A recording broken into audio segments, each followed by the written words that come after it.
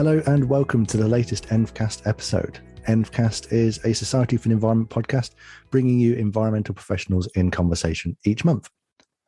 Our podcast is designed to provide insight into the lives of registered environmental professionals, featuring experts from across a wide range of sectors and disciplines. We explore what they do, why they do it, and how they got to where they are now, and their future ambitions. Each guest is registered with us as a chartered environmentalist, registered environmental practitioner, or registered environmental technician via one of our professional bodies partners known as our licensed members. As such, they have each been externally verified to confirm that they are committed to good practice in their environmental work. To learn more about the Society for the Environment, our environmental registrations, and our licensed members, please visit socenv.org.uk. That's socenv.org.uk. Welcome to the July 2022 edition of EnvCast. I'm Phil Underwood, the Engagement Manager at the Society for the Environment. And for this EnvCast, we are going global. I'm very pleased to be joined by Chartered Environmentalist Dr. Bart Kolodziejczyk, who is registered as a Chartered Environmentalist in 2019 via his membership of the Royal Society of Chemistry, known as in short as FRSC. So, hi Bart, very nice to have you here. Thank you. Thank you for having me. You're very welcome indeed. And it's good morning from the UK, but you're in Melbourne, Australia, is that right? Yes, correct. It's 6 p.m. my time. 6 p.m, so good evening. Just finishing work for the day? Good morning, good evening. So, as always with our EnvCasts, I've just given you a very brief introduction there. So I'm going to hand over to you to tell us a bit more about what you do and what your current role is. Okay. So look, currently I'm Associate Director with Boston Consulting Group. I've been with Boston Consulting Group only for a couple of months, so I'm brand new to consulting. I've never done consulting before. For that reason, that was, appealing opportunity for me. I wanted to give it a go. And with Boston Consulting Group, I work with, clients globally. I advise them on, renewable energy, decarbonization, hydrogen. I've been doing hydrogen for the last 14 years, on and off. I started my hydrogen journey back in 2008. So, hydrogen is gaining quite a bit of momentum globally. There is a lot of demand. So for that reason, I work with clients globally, which is quite exciting. And that's what I do. So it's interesting that you've gone into that space as well. And you mentioned hydrogen there. When did hydrogen become a thing? Because I know you mentioned that you've been in hydrogen for a while. I think it says on your LinkedIn account that you've been in hydrogen before hydrogen became a thing. When did it start becoming an interesting form of energy and so on? So look, as society, we've been talking about use of hydrogen for probably 40, 50 years. The different countries and different companies explored this opportunity before, but it wasn't viable back then for a number of different reasons. So obviously we want to make green hydrogen from renewables via water electrolysis. Renewable energy prices were significantly higher than they are today. Also, electrolyzers and associated equipment wasn't broadly available. It wasn't as commercial, so technology readiness level wasn't there just yet. Yeah, number of countries a decade ago started exploring this opportunity at significantly larger scale, mainly for application in mobility, so to decarbonize transportation. Countries like US, President Obama back then was kind of heralding how US is going to be a hydrogen pioneer. Iceland was also exploring this opportunity purely because extremely low renewable energy prices, mainly coming from hydropower and geothermal, and also the fact that Iceland is very remote, secluded. So it makes sense to actually deploy hydrogen as renewable fuel. Back then, also, technology wasn't as ready as it is today. It was still very expensive. Renewables were also quite expensive globally, maybe not in countries like, Iceland, but in majority of other jurisdictions. That was only emerging field. And also another thing that happened back then was global financial crisis, which basically, redirected interest and investment from, hydrogen to other probably more urgent kind of directions or fields. Yeah, yeah. And in what capacity do you think hydrogen is here to stay? So look, we are experiencing, it really depends who you ask, second or third wave of hydrogen. And, I would say hydrogen tends to come and go, but it seems that this time it will stay with us in one form or another. So I believe that, technology is ready. Renewable electricity prices are low enough to actually make it happen, to make green hydrogen. But even though those electricity prices, equipment, availability, and so on, green hydrogen is still relatively more expensive compared to fossil fuels or, likes of gray hydrogen or blue hydrogen, which is produced from fossil fuels. So for that reason, it might be challenging to actually use hydrogen globally as major fuel or major, export commodity. There are ideas to actually produce hydrogen in Saudi Arabia or here in Australia at a very large scale and transport it overseas to countries like Japan that are not as blessed with renewable energy resources as Australia or Saudi Arabia is.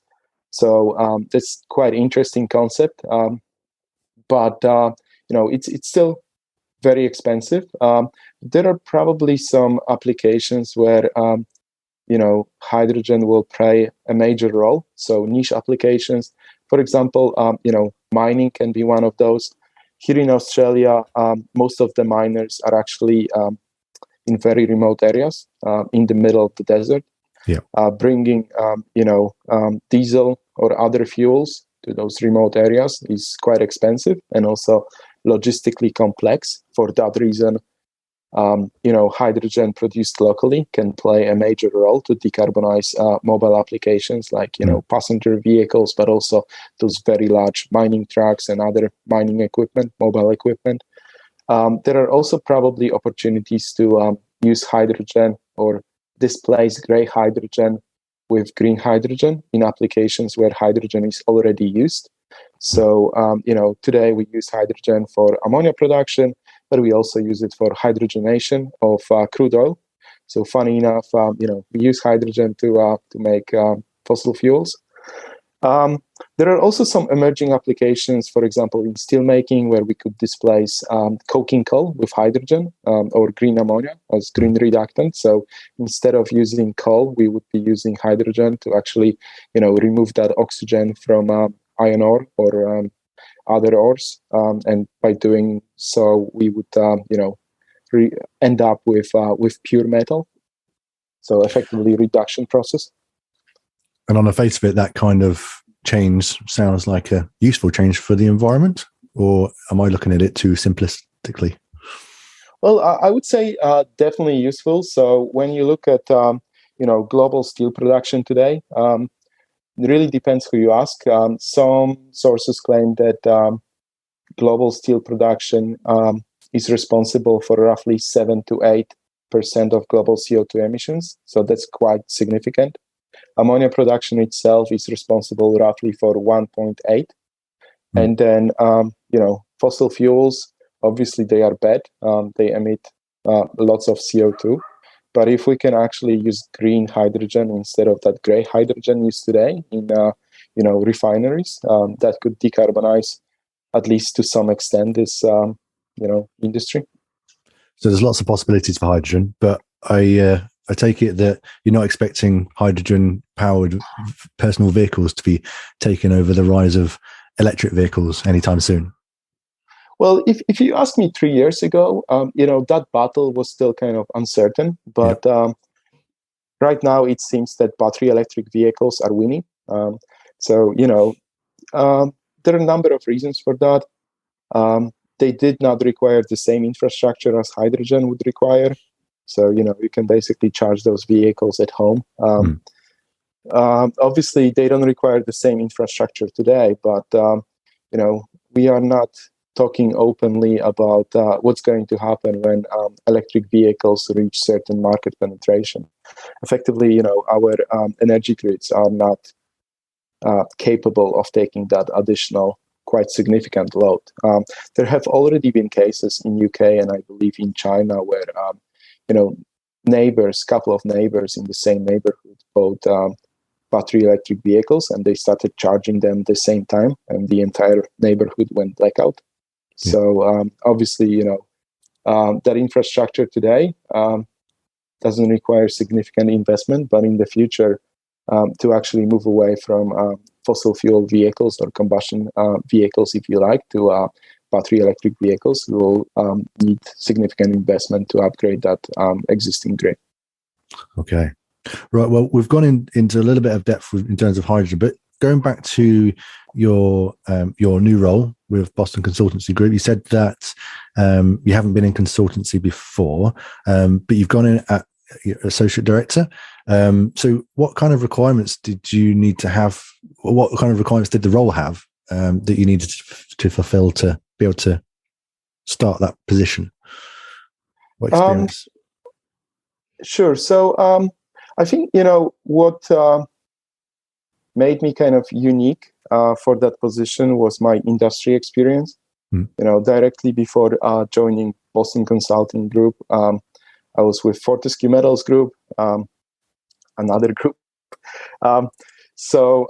Fortescue Metals Group is fourth largest iron ore producer globally, based here in Australia, in Western Australia, with headquarters in Perth.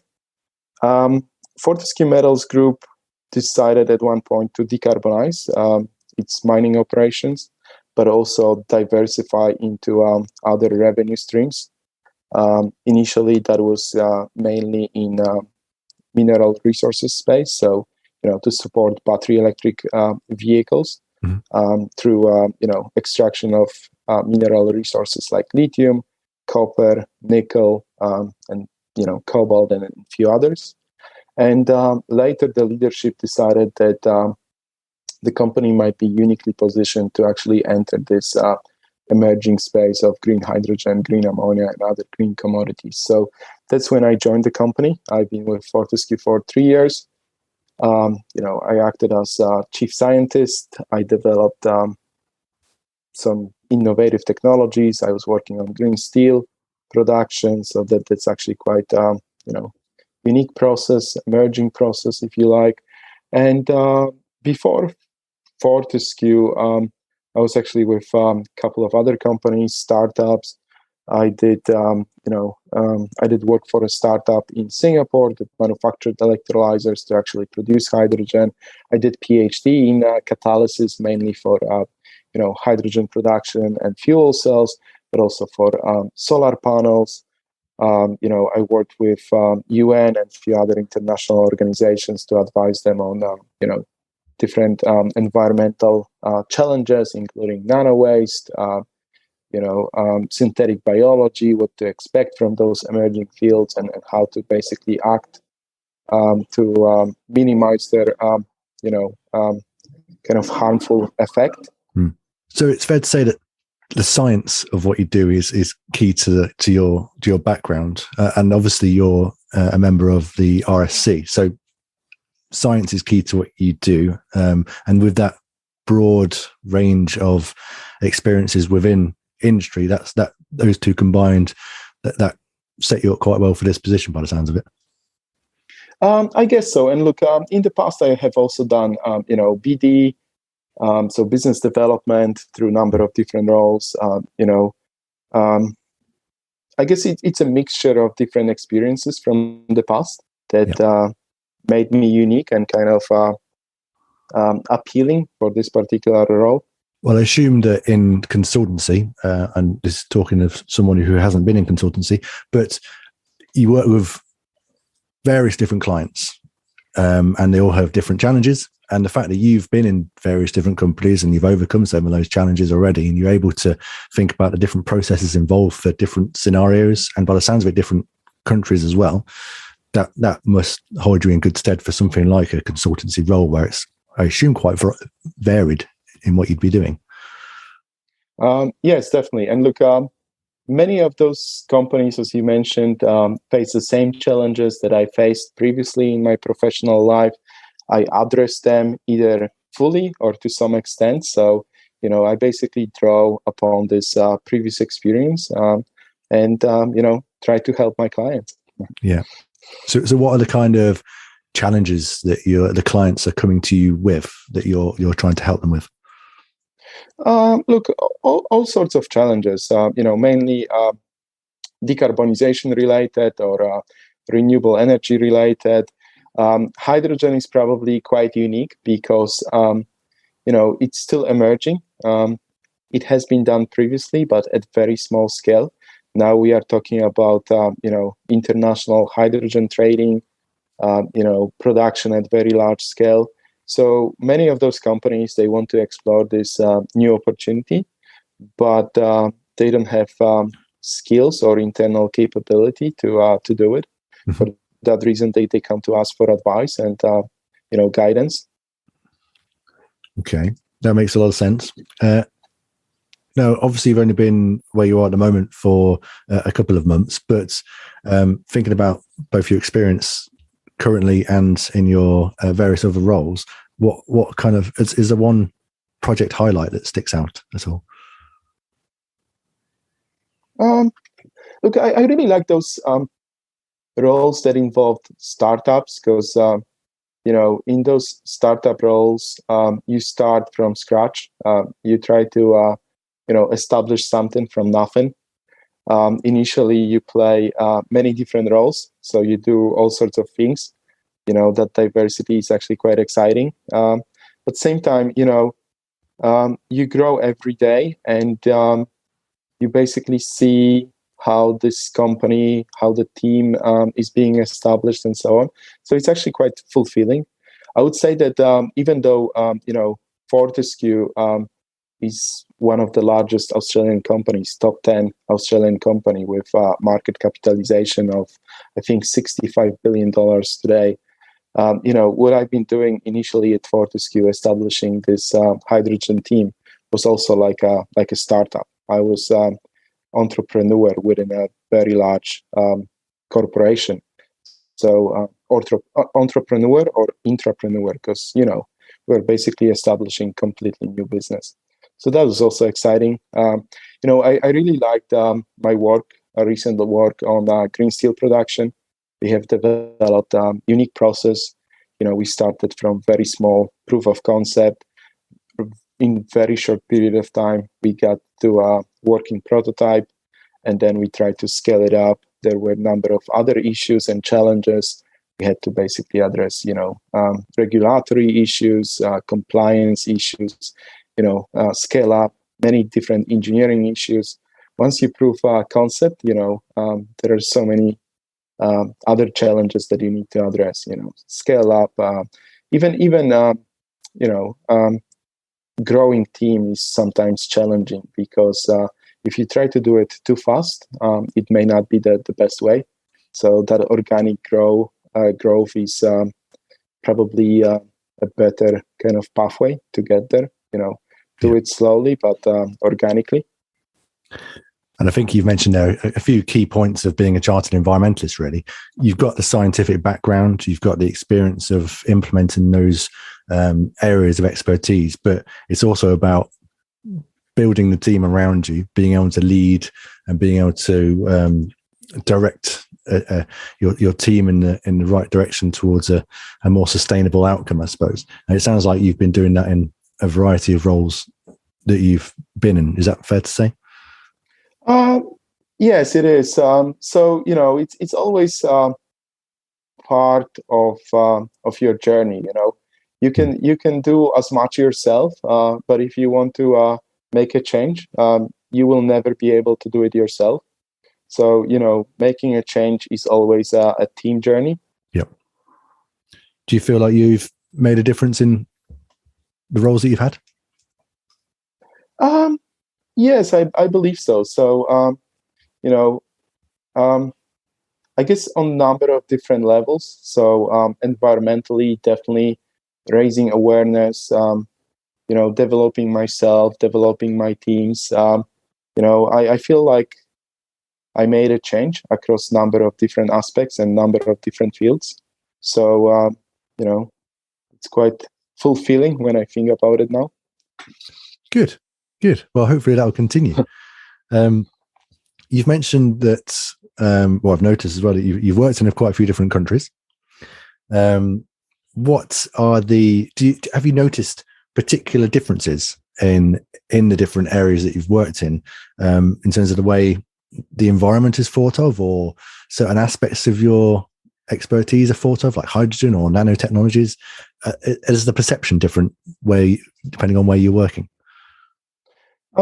Yes, all those countries are different. There are a number of factors that contribute to that difference.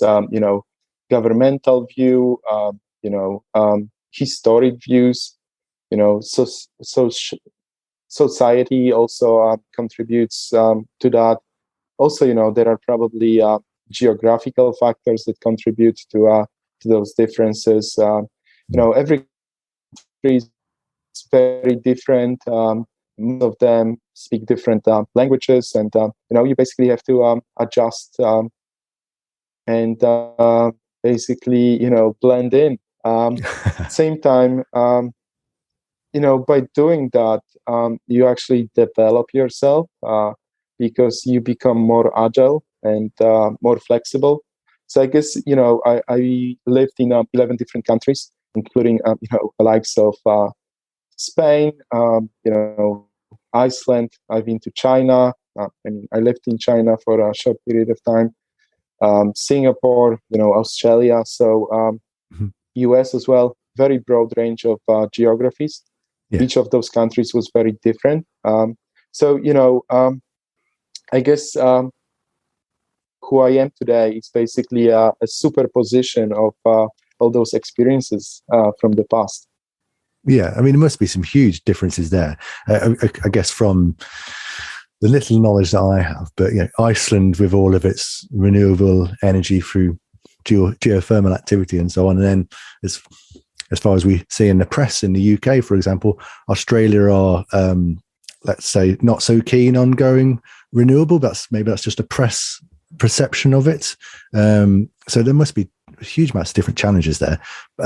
Plus, there's the size of the places as well, which would be interesting because you mentioned you work for one of the largest organisations in Australia. That must pose significantly different challenges to working for a startup in Iceland or something like that. Definitely. Mm-hmm.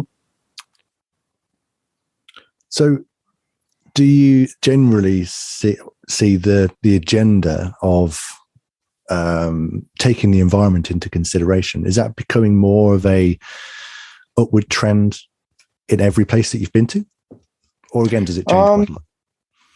I would say so, especially more recently. COP26 and previous editions of COP meetings have made a significant impact.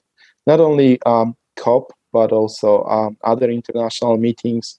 Every year, involved in G20 summit to some extent. At least I attended a couple of times G20 summit, and you can see actually how agendas are changing from more kind of economy driven to environmental agendas and whatnot. Social agendas. So I think our perception of our role and our values and what's important in life is also changing. I think we are actually becoming more mature and start realizing that economy or economic growth is not always the most important factor or not the most important thing to achieve. Yeah. Okay, that makes a lot of sense. You mentioned the G20 there, and you've worked for a variety of different organizations. I noted that you've also worked with UNESCO and UNEP as well. How do you, when you're going into meetings with these different types of organizations and different types of people, how do you start to prepare for those kind of things? Do you have different ways of thinking when you approach the different scenarios, or is it very much a case-by-case basis, or is what you talk about very similar each time? whenever I'm invited to attend or participate in those events by G20 or UN, the good thing about it is that I'm actually not attending those events as their representative. I'm attending as individual, so that gives me a lot of flexibility to talk about whatever I feel like. I don't need to follow any agenda. So that's actually quite handy. How do you get into the position of addressing such groups of people? Do you get invited, or do you? Look, these days I get invited, but to get there, it was a journey, I would say. So during my PhD, which was in nanotechnology, materials engineering for energy applications, effectively, I also realized that nanotechnology is emerging. There are a number of other applications for nanotechnology, but same time, we don't talk about drawbacks of nanotechnology or other emerging technologies. And for that reason, I started exploring this topic, and I realized that there might be certain health and environmental concerns while once nanotechnology, reaches certain branches of industry and our daily life, especially once you start disposing those products that contain nanotechnology. They end in landfills, but often that nanotechnology may end up in soil, in water, even in our blood. More recently, there are some studies that show that we already have nanoplastics in our bloodstream.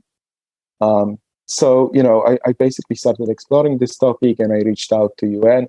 They were actually quite interested. They invited me to some different events. They also invited me to draft a policy brief for one of their events. And that's how it started, effectively, from one thing to another. And these days, I'm effectively invited. But it was a journey to get there. Obviously, I basically reached out to them. So sometimes you effectively need to make a step. And if you are interested in something, you may actually attract those big international organizations to give you a voice. Well, it certainly sounds like a way of projecting your voice a little bit further beyond the work you do within your organization and so on that you work with. And that, in terms of nanotechnology and things going into waterways and that kind of thing, we had our most recent honorary fellows lecture by Professor Ian Barker, and that's part of what he was talking about, and the issues that the problems, some of the problems are getting smaller in a very negative way, if that makes any sense whatsoever. So you mentioned there that you did your PhD around nanotechnology and that kind of thing. Was it from that you started developing more of an awareness of the environment, or is your awareness of the environment, did that come way before that? It came from way before that. It's actually quite funny story. So I was born and grew up in Poland. When I was born in Poland, Poland was still a communist country. My grandmother, she had chickens and rabbits, and whenever I visited her, I would go with her and feed those chickens and rabbits. And obviously during communism, it was difficult to get everything, including meat. So meat was, luxury good, if you like. Once we visited my grandmother, and it was some national holiday in Poland. She killed one of the rabbits. She made a dish out of it, and I wasn't hungry. I was 2 years old. I don't remember that, but I was told that story, later on. I wasn't hungry. She came to me and she told me, "Eat. It's made of the rabbit you used to feed." So I started crying. Since then, I became vegetarian at the age of 2. That was apparently my, decision. Although again, I don't remember that. And the part of Poland where I grew up in was very kind of pristine, surrounded by forests. So I was exposed to environment. also it was effectively different days compared to today. We have big cities and we are in rush. It was very different back then. You probably know that very well. So I guess that's really where my environmental awareness came from. My first degree at university was in mechanical engineering and robotics. So I was expected to, make a career in robotics or similar field. But my first job after university was actually for a company that manufactured solar energy devices. So, I got interested in this field. That was also more or less the same time when I got exposed to hydrogen. So I basically started exploring. I went to Iceland to study hydrogen and renewables further because I was so intrigued. And that was probably the kind of eye-opening moment. But I would say that, to some extent, at least for animal causes, I was environmentalist since the year of two, since the age of two. Well, I think that means you're probably the youngest environmentalist we've had on the podcast. So that's a record to be quite proud of. Are you still a vegetarian? Yes, I am. Okay, since the age of 2, that's a good effort. Blimey.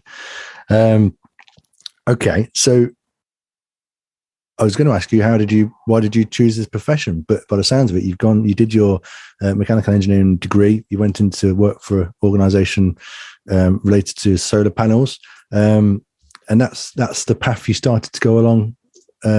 Why did you decide to continue with that path? I guess once you basically reach a momentum, it's difficult to shift. Also, that particular field was actually quite interesting and intriguing because, back in the days in 2008, it was still early days for renewables. There was so much to do, so much to achieve, so much to develop that, it was actually quite difficult, but same time, easy space to be.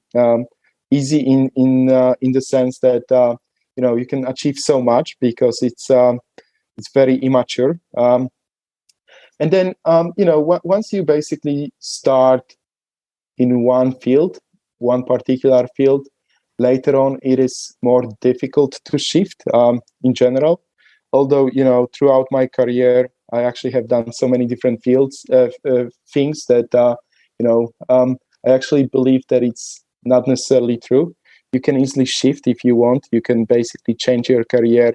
There are a number of cases of, very successful people that have done that, not once, number of times. So, I'm really curious, I guess, by nature. So, I've been doing many different things on site, but at the same time, I kind of tend to continue with that mainstream of renewable energy and environmental causes. Yeah. Does that curiosity, is that one of the reasons behind you've done multiple master's degrees? Is that right? Yeah, probably the main drive. I really like learning new things. That is probably also why I lived in so many different countries. I lived again in 11 countries. I visited roughly 120. So that was also purely probably curiosity driven. Maybe there was a degree of adventure in it, but curiosity was probably the main driver. So, yeah, in your career, it's fair to say you haven't been stuck in one box and you haven't been stuck in one particular place. You've managed to, it's fair to say you've done some certainly interesting things, and you get to speak to a lot of interesting people, and you haven't had to stay in one place to be able to do that. So that's hopefully that's of interest to a lot of people who have that kind of adventurous spirit within them. Where have you not been to yet in terms of a country that is next on your list? Let me think. You've got to think of a country you haven't been to now. That's tricky. Probably somewhere in Asia. There are still a few countries in Asia that I haven't been to. Okay. I really like South Pacific. So South Pacific countries are my favorite. They are, very remote, very pristine, very undeveloped. Yes. For that reason, they are great places to visit.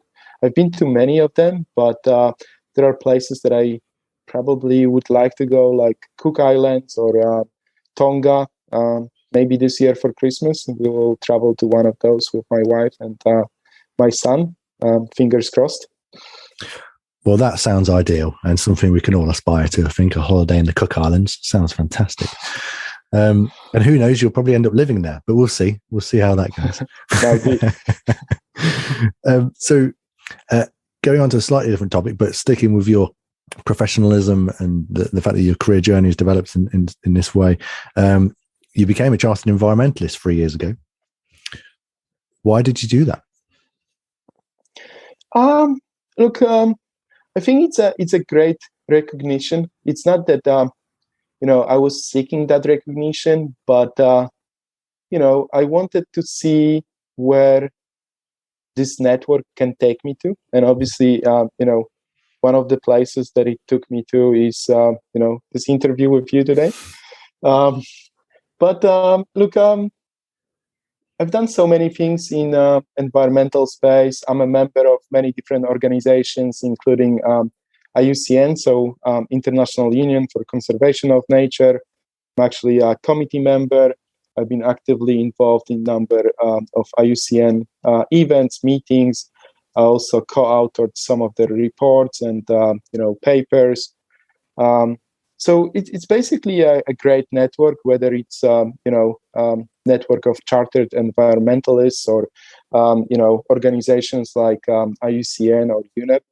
It's basically definitely great to meet like-minded individuals, see what they are up to, some of the challenges that they face, and often during those meetings you can actually develop some common projects that you pursue in the near future with those new contacts that you meet. So it's basically networking, mostly. Okay. Do you think it's important to be recognized as an environmental professional that has the upkeep of your knowledge and your standards and so on? Is that valuable? So again, it's probably not important to me to be recognized, but same time I acknowledge that this recognition, being chartered environmentalist can open multiple doors. So it's definitely worthwhile. But I wouldn't do it for recognition. I would do it for other privileges or other attributes that come with it. Yeah. That makes a lot of sense. What would you say to other people who are thinking about starting up their career in an environmental role? Is it a worthwhile thing to get into? Definitely worthwhile.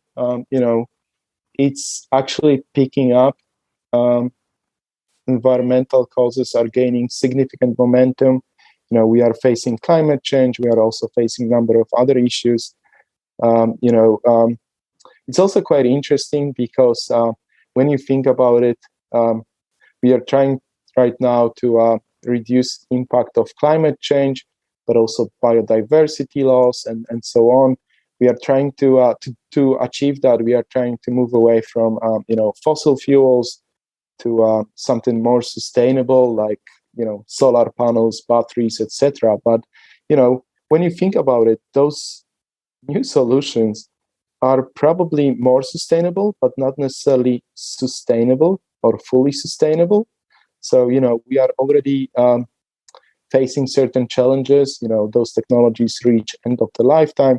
They are not recycled, so we end up with a lot of kind of modern waste that is very complex, very difficult to recycle, and it basically pollutes our environment. So it's actually quite funny, the solution that we invented, because very soon we will have to find a solution to this solution.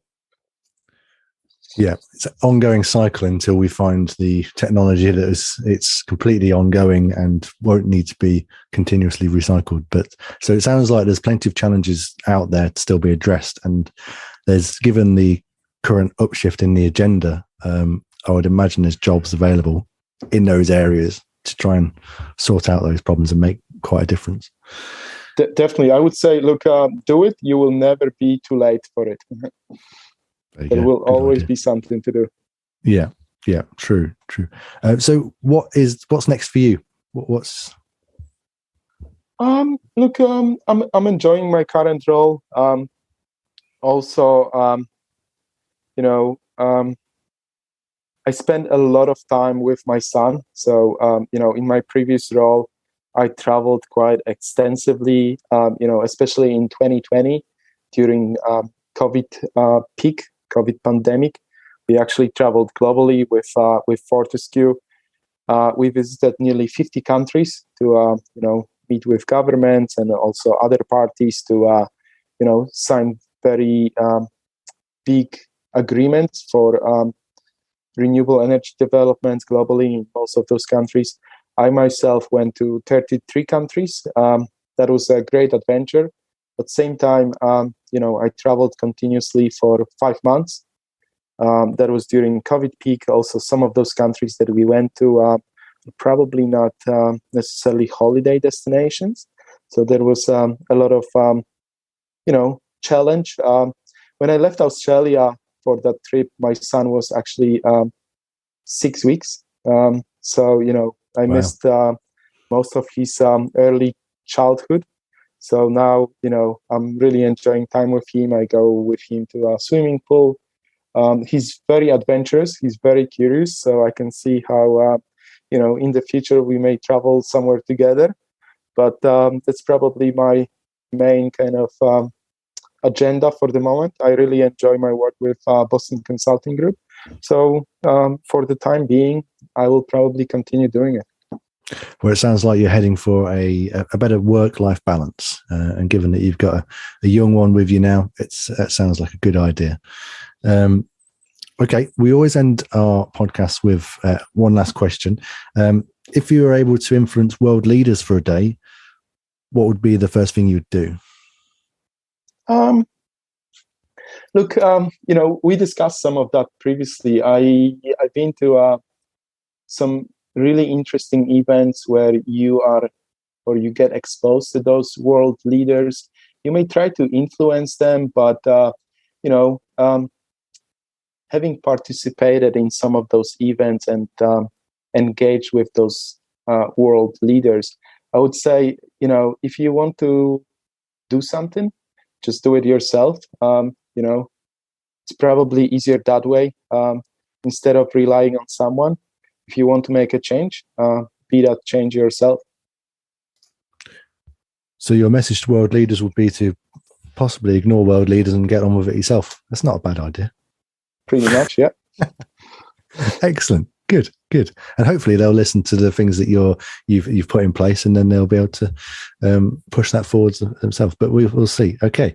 Well, that's good. And we'll end the podcast there. So thank you very, very much for your time today, Bart. Very, very interesting chat.